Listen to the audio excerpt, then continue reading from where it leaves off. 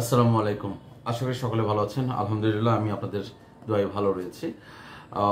ভিডিওর স্ক্রিনে আপনারা দেখতে পেয়েছেন, হেডলাইনে আছে যে KPPL, best holding, BPML, SP ceramic, ফং সিরামিক, ব্যাংক এবং ring shine, Robi, S Alam cold storage, মাননেট, এগুলো নিয়ে আলোচনা করবো। সো ব্যাংক সেক্টর নিয়ে যেহেতু আমি আপনাদের আলোচনা করেছি, এখানে অনেকেই ব্যাংক সেক্টরে ইনভেস্ট নিয়ে এই সময় আপনারা অনেক কিছু জানতে চাচ্ছেন। ইয়েস, এখন আপনাদের এই বিষয়গুলো জানার একটা উৎসাহ থাকা দরকার আমি মনে করছি। বাট আমি আপনাদেরকে আরেকটা জিনিস মনে করে দিতে চাই যে আমি কত তারিখ, এটা 8/1/2025, মানে জানুয়ারির 8 তারিখে আমি আপনাদেরকে একটা ব্যাংক সেক্টর নিয়ে 5টি ব্যাংক নাম উল্লেখ করে আমি একটা ভিডিও করেছিলাম। সেটা স্পেশাল, এই 5টি ব্যাংকের একটা ভিডিও আছে, আপনি সেটা একটু দেখে নেবেন। বাট আমি সেখানে কি বিষয়ে আলোচনা করেছি ছোট্ট একটু আপনার সাথে তথ্যটা এখানে একটু লিঙ্ক করে দিচ্ছি।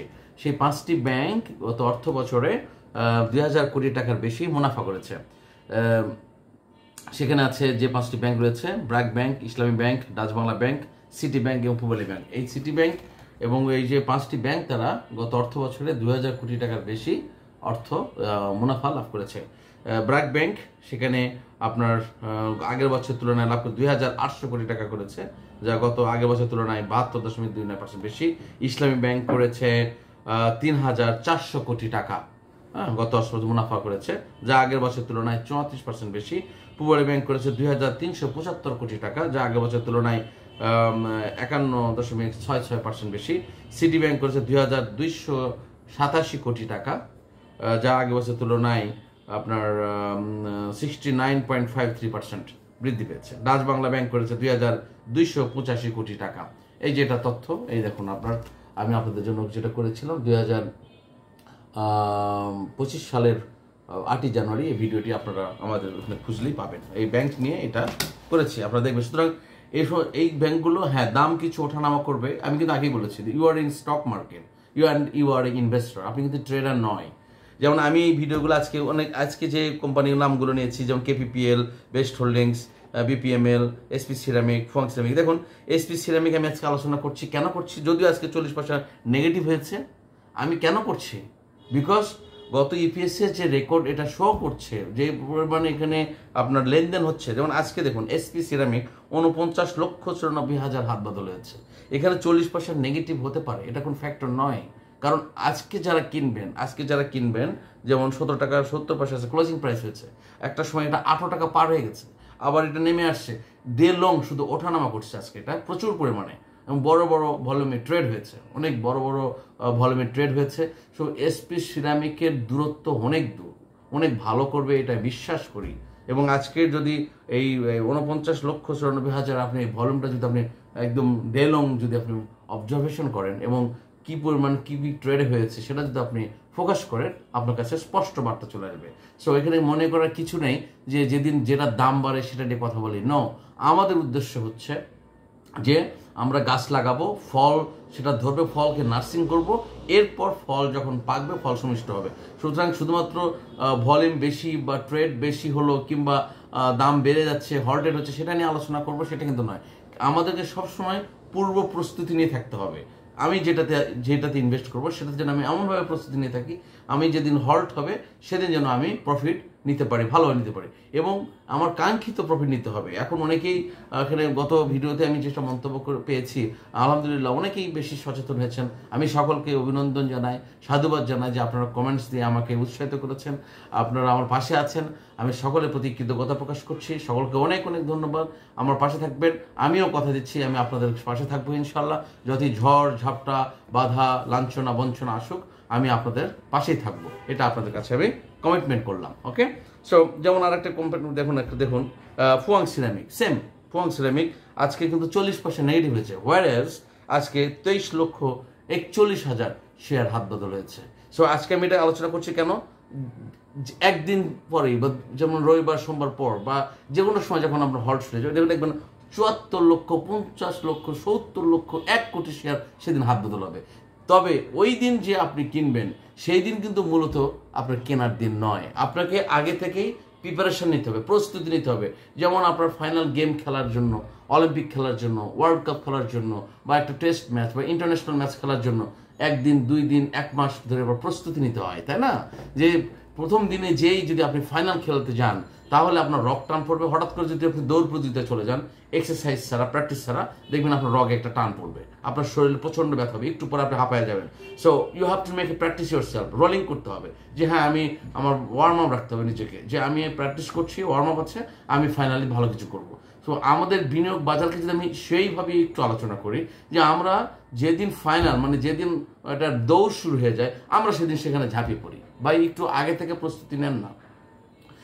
আগে থেকে প্রস্তুতি নেওয়ার জন্যই তো কোম্পানি তার সমস্ত প্রোফাইল, সমস্ত নিউজ, আপডেট, তথ্য, উপাত্ত, ওয়েবসাইট, বিভিন্ন মিডিয়ার মাধ্যমে দিয়ে যাচ্ছে। আপনি যখন এই তথ্যগুলো সংগ্রহ করে আপনি প্রস্তুতি নিতে পারবেন, স্টক সংগ্রহ করতে পারবেন, আপনি ভালো প্রফিট করতে পারবেন, গেইন করতে পারবেন, এমন একটা স্মার্ট প্রফিট করতে পারবেন। আর যদি ওই যে হঠাৎ করে সারা বছর প্রস্তুতি না নিয়ে ফাইনাল খেলতে যান, either you win either you lost, এখানে আপনার অপরচুনিটি খুব কম।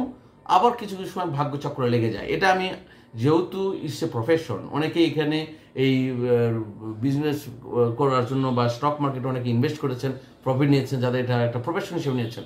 আমি কিন্তু তাদেরকে বলছি কথাগুলো, যারা শখ করে আছেন বা এটা one side passion. I am not worry about those people বা দোজ ইনভেস্টর্স, বাট যারা এটাকে প্রফেশন হিসেবে নিয়েছেন বা এখানে আপনি ইনভেস্ট করেছেন বা এটার আপনার মূল চালিকা শক্তি এটা, আপনাদেরকে আমি বিনয়ের সাথে বলছি যে আপনারা কিন্তু ওই হঠাৎ করে অলিম্পিকের মাঠে যে প্রস্তুতি করবেন না, আপনারা আগে থেকে প্রস্তুতি নিন। একটা আপনার যেমন একটা গাছের ফল আসতে মিনিমাম 2 মাসের একটা সময় সাপেক্ষের ব্যাপার, ঠিক আছে না? গাছটা লাগাতে হয়, বীজ অঙ্কুরণ করতে হয়, তারপর ফল আসে। আর আপনি যদি ফল সহ গাছ কিনে এসে লাগান, যদি সে গাছ মারাই যেতে পারে, আবার হতেও পারে, ঠিক আছে? যেমন আজকে আমরা আপনাদের বলি, যেমন এই যে বসুন্ধরা পেপার মিলস লিমিটেড যে আপনার এখানে আলোচনা আছে, আজকে কিন্তু আপনার আজকেও হর্টেজ ছিল বেশ।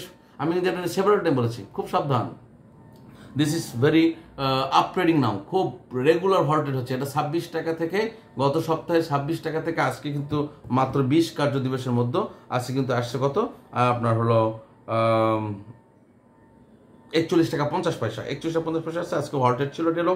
সো আমি এটা সকালবেলা একটু আপনার দাম কমেছিল, অনেক অপরচুনিটি ছিল, আজকে 28,98,000 এখানে আজকে হাত বদল হয়েছে। কিন্তু এখন যারা নতুন করে ঢুকবেন, এটা কিন্তু একটু কারেকশন হতে পারে, যেমন আবার একটু পরে গিয়ে আবার উঠবে, অ্যাজ লাইক আমি একটু কেপিপিএল আমি এখানে একটু আলোচনা করে ফেলি। এটার লাস্টের দাম উঠেছিল 31 টাকা 32 টাকা পর্যন্ত দাম উঠেছিল, সম্ভবত 33 এরকম হবে, 34 টাকা দাম উঠে গেছিল। সেখান থেকে আবার কিন্তু দাম কমতে কমতে কমতে কমতে আপনার কত 22-23 টাকা পর্যন্ত চলে আসে, আবার কিন্তু উঠছে, আবার উঠবে, সামনের দিকে যাচ্ছে। এখন কিন্তু কেপিপিএল এর যে কন্ডিশন দেখা যাচ্ছে সেটা আবার হয়তো ভালো দিকে টার্ন নেবে, বিকজ আজকে মাত্র 22,83,000 হাত বদল হয়েছে। সো আজকে অনেক চেষ্টা করেছে এটাকে ফেলে দেওয়ার জন্য, বাট এটা কিন্তু বেশ ফার্স্ট মোডে আপডেটে আছে এবং আজকেও 1 টাকা 40 পয়সা দাম বৃদ্ধি হয়ে সামনের দিকে এগিয়ে গেছে। সো কেপিপিএল দিকে আপনি দেখুন, এটার মানে যে কোনো জায়গায় যখন রেগুলার একটা ভলিউম আপট্রেডে গিয়ে বা প্রাইস আপট্রেডে গিয়ে একটু ভালো ভলিউমে সেল হয়ে যায়, তখন কিন্তু অনেকেই এটা প্রফিট টেক করে বের হয়ে যায়, যার কারণে কিন্তু প্রাইস কারেকশন হতে পারে। সো হতাশ হওয়ার কিন্তু কোনো কিছু নেই। বিশেষ করে আপনার হচ্ছে এসপি সিরামিক, আমি এই কথাটা বারবার বলছি, এসপি সিরামিক যে ইভিএস শো করেছে এটা তো প্রায় 20 Times better than last years যেটা শো করেছে, ঠিক আছে? So it's have a very bright future I do believe, and all the investors will have a very মানে একটা সাফল্যর দুয়ারে তারা যাবে, একটু বিশ্বাস করি। বাট এই যে খুব মানে মাথায় রাখতে হবে, সবসময় মাথায় রাখতে হবে। যেমন আমি আপনাকে সতর্ক করে বলছি যে আর একটা কথা আপনাকে, যেমন ফুয়াং সিরামিক আজকে কিন্তু 40 পয়সা নেগেটিভ হয়েছে, আজকে 40 পয়সা নেগেটিভ হয়েছে। বাট আমি কেন আজকে তাহলে আলোচনা করছি? নিশ্চয় দাম বৃদ্ধি পেলেই শুধু আলোচনার বিষয় নয়, আমরা কাজ করি সেটাই, যেটা হচ্ছে কি কিভাবে একটি স্টক সংগ্রহ করে সেখান থেকে প্রফিট টেক করা যায়, ঠিক আছে? আমরা তো আরও 10টা, আমার আজকের তালিকা অনেকটাই আপনার টপ 10-এর মধ্যে স্থান পেয়েছে, আমি সেটা নিয়ে আলোচনা করার কিছু নাই আজকে, because you all knows those are watching my video regularly, আপনারা এটা জানেন যে এগুলো কি বা কোন ধরনের শেয়ারগুলো আজকেও আপডেট হয়েছে। এস আলম কোল্ড স্টোরেজ হয়েছে, বসুন্ধরা পেপারস হয়েছে, আমরা নেট হয়েছে। সো এটা নিয়ে আমি কথা বলছি না, কথা বলছি আজকে যেগুলো ইন নিয়ার ফিউচার, আগামীতে খুব শর্টলি ভালো একটা উপর দিকে ড্রাইভ করবে। সো সেই ড্রাইভ করার জন্য আপনাকে প্রস্তুতি নিতে হবে, ঠিক আছে? যেমন আরেকটা হলো রিং শাইন, আজকে কিন্তু 27 ফেব্রুয়ারি, আজকে বোর্ড মিটিং করার কথা, রিং শাইন নিয়ে কোনো তথ্য পাওয়া যাচ্ছে না। কারো উচ্ছ্বাস দেখছি না। আমি আজকে হাত বদল হয়েছে 8,93,000 আজকে রিং শাইন হাত বদল হয়েছে। So I am very much surprise to know আমি আপনাকে বলি যেটা ইপিজেটের যে কোম্পানিটা এই রিং শাইন নিয়ে অনেক অনেক জল্পনা কল্পনা, অনেক গল্প নাটক উপন্যাস রয়েছে। এটা প্লেসমেন্ট শেয়ারের কিচ্ছা কাহিনী রয়েছে। এখানে হঠাৎ করে এই ক্যাটাগরি থেকে জেট করতে ফলাই দিয়েছে। এখানে এখন সর্বনিম্ন প্রাইসে রয়েছে এবং সবচেয়ে মানে পজিটিভ মেসেজ হচ্ছে এই কোম্পানির জন্য এর উৎপাদন 2023 সাল থেকে এখন বর্তমানে যে উৎপাদন রয়েছে সেটা প্রায় 10 গুণ উৎপাদন বৃদ্ধি পেয়েছে। কিন্তু এটা মিডিয়া কিন্তু কভার করছে না। আমি জানি না কেন করছে না, এখন নিশ্চয় বুঝে নিতে হবে। ওই যে যারা স্টক যারা কালেক্ট করে তারা কিন্তু এখন ফান্ডিং করে এটা স্টক কালেক্ট করে দিচ্ছে। এরপরে যখন তাদের কালেকশন শেষ হয়ে যাবে তখন আপনাকে একটা পত্রিকায় হবে 10টা পত্রিকায় তারা এটা নিউজ করে দিবে যে এখন আকাশে চাঁদ উঠেছে, তাল গাছে তাল পেকেছে, অমোঘ হিমালয়ের পাদদেশে সোনার খনি পাওয়া গেছে, এইসব একটা নিউজ করে দিবে। আর আমরা সকলে এই মৌমাছির মতো মাছের ঝাঁকের মতো হুমড়ি খেয়ে পড়ে যাব। সেদিন দেখবো যে রিং শাইন আপনার ভলিউম হয়ে যাবে 80 লক্ষ, 90 লক্ষ, 1 কোটি। মাথায় রাখবেন এই ভিডিওটা, আপনারা আজকে যেটা বললাম মাথায় রাখবেন। এই যে এসপি সিরামিক সেদিন বললাম না 74 লক্ষ হাত হয়েছে, তার আগের দিন ফুয়াং সিরামিক 75 লাখ সেল হয়েছে। কেন আজকে কেন হয়েছে 23,41,000? সো মানে ওই সেদিন 1 টাকা বেড়েছে, 1.5 টাকা বেড়েছে। সো আমরা কিন্তু আসলে এই বাজারকে অনেকটা আমরাই পিছন দিকে টেনে ধরি, যে কাবাডি খেলার মতো আমরাই। যেমন আজকে দেখুন, যেদিন গতকাল আমি আলোচনা করছি, এটা করলাম বেস্ট হোল্ডিংসের, গতকাল যে প্রাইসে হাত বদল হয়েছে। বেস্ট হোল্ডিংসে গতকাল কি ছিল? বেস্ট হোল্ডিংসে গতকাল ছিল 20,78,000।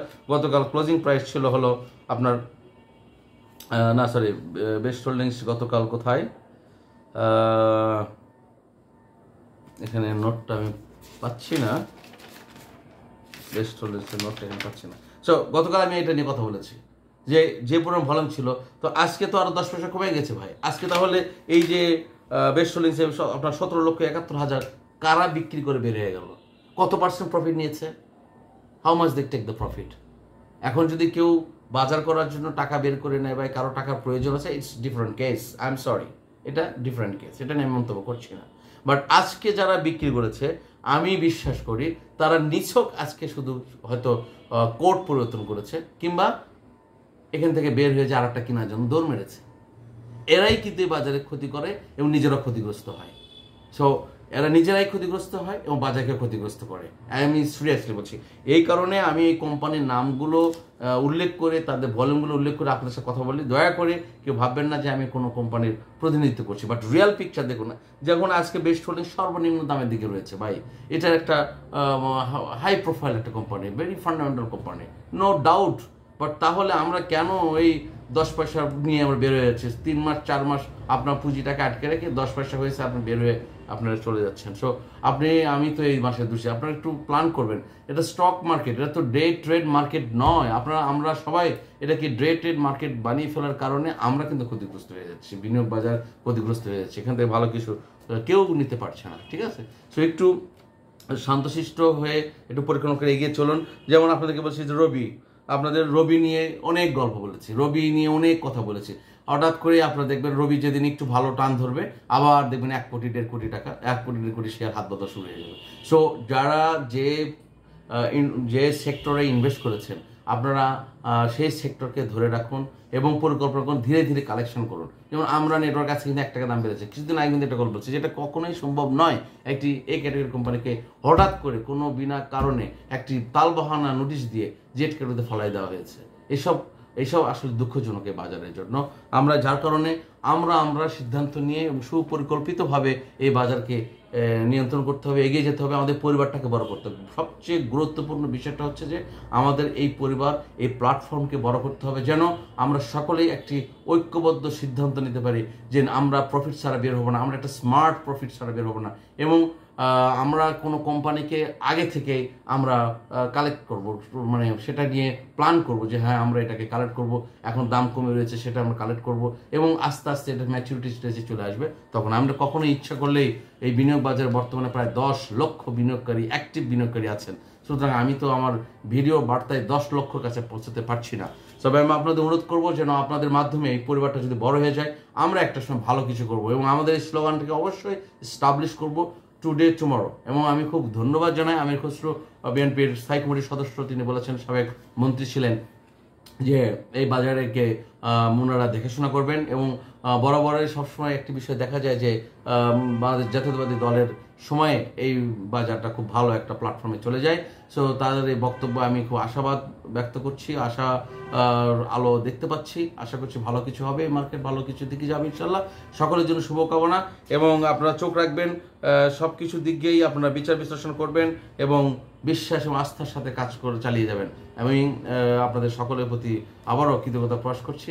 আমিও আপনাদের পাশে আছি, আপনাদের সকলের দোয়া নিয়ে আমরা একসাথে কাজ করতে চাই, এবং এই প্ল্যাটফর্মকে আমরা একটা বড় প্ল্যাটফর্মে পরিণত করে এই বিনিয়োগ বাজারকে একটি স্বস্তির জায়গা তৈরি করার জন্য আমাদের ঐক্যবদ্ধ সংগ্রাম চলবে ইনশাল্লাহ। সকলের জন্য শুভকামনা রইল। আল্লাহ হাফেজ। আসসালামু আলাইকুম ওয়া রাহমাতুল্লাহি ওয়া বারাকাতুহু।